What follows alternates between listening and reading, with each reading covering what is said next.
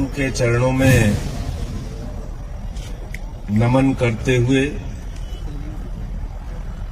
इस बलिदानी सप्ताह को नमन करते हुए मैं सबसे पहले धन्यवाद करना चाहूंगा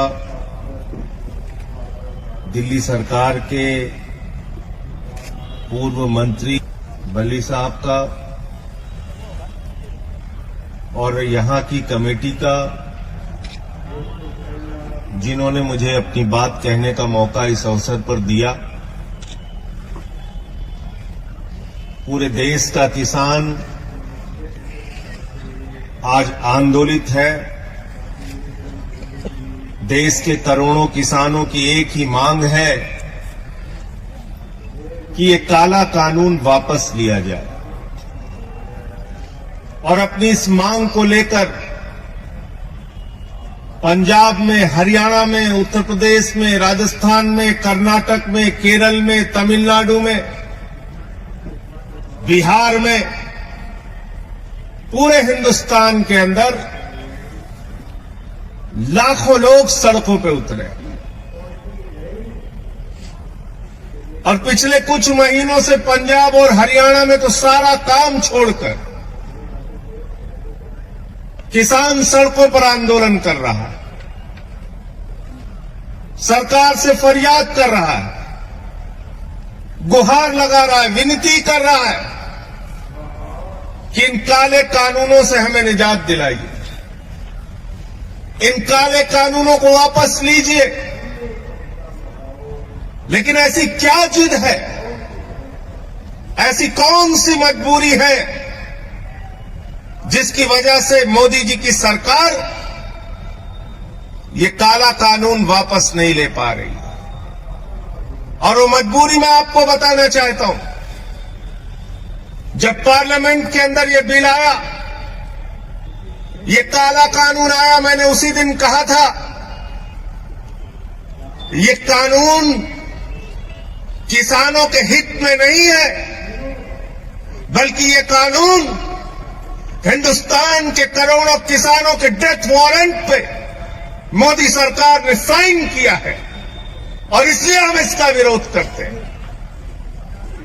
और हमने पार्लियामेंट के अंदर माइक तोड़ा था, मुझे निलंबित कर दिया गया। पूरी की पूरी भारतीय जनता पार्टी ऊपर से लेकर नीचे तक रो रही थी। संजय सिंह ने तो माइक तोड़ दिया, संजय सिंह ने तो माइक तोड़ दिया। अरे आज तो तुम किसानों की हड्डियां तोड़ रहे हो।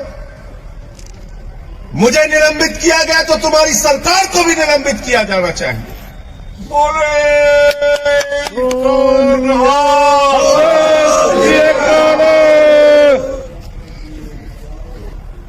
आप ये काला कानून लेकर आए, इस काले कानून के अंदर एमएसपी की गारंटी का एक शब्द नहीं। मैंने पूछा इसमें एमएसपी की गारंटी कहां है? बोले साहब मोदी जी ने भाषण दे दिया, आप मान लीजिए।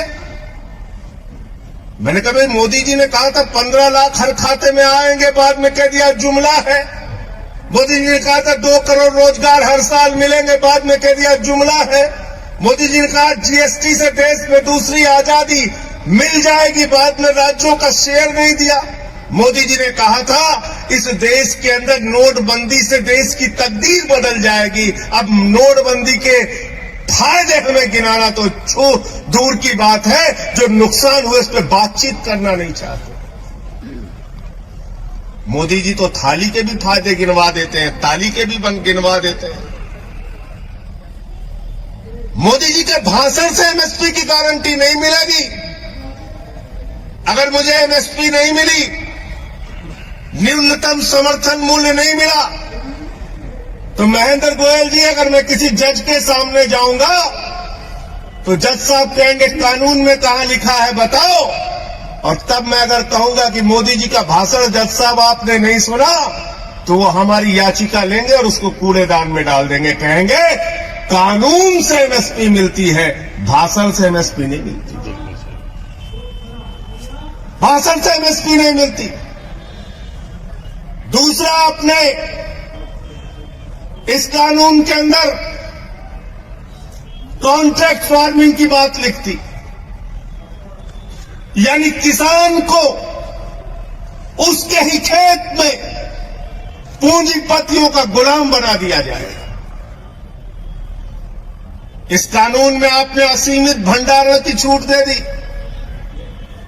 इसका मतलब हिंदुस्तान का कोई भी पूंजीपति, अडानी और अंबानी, सस्ते में किसान से गेहूं खरीदेगा, सस्ते में किसान से धान खरीदेगा, सस्ते में फल खरीदेगा, सस्ते में सब्जियां खरीदेगा और सबका भंडारण करके अपने बड़े बड़े कोल्ड स्टोरेज में रखेगा और जब बाजार में उसकी कमी आ जाएगी तो महंगे दामों पर हमको आपको बेचेगा। इस देश में जमाखोरी, कालाबाजारी और महंगाई को मोदी सरकार ने इस बिल के माध्यम से लीगलाइज करने का काम किया है, वैधता प्रदान करने का काम किया है।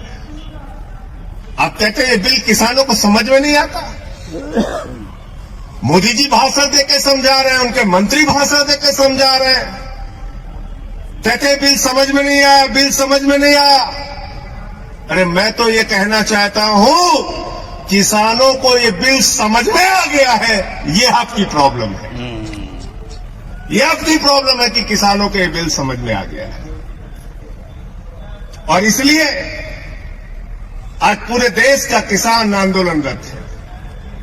मुझे पीड़ा होती है, तकलीफ होती है मुझे जब आप उन अन्नदाताओं को आतंकवादी कहते हैं, शहीद आजम भगत सिंह के वंशजों को आतंकवादी कहते हैं, शहीद उधम सिंह के वंशजों को आतंकवादी कहते हैं, शहीद लाला लाजपत राय के वंशजों को आतंकवादी कहते हैं, शहीद करतार सिंह सराफा के वंशजों को आतंकवादी कहते हैं। जलियांवाला बाग कांड में जिन लोगों ने अपनी शहादत दी, उनके वंशजों को जो लोग आतंकवादी कहते हैं, उनको इस देश की सत्ता पर एक मिनट भी रहने का अधिकार नहीं, मैं कहना चाहता हूं। और इसलिए साथियों और दोस्तों, कल तो मोदी जी के सामने हम लोगों ने विरोध किया।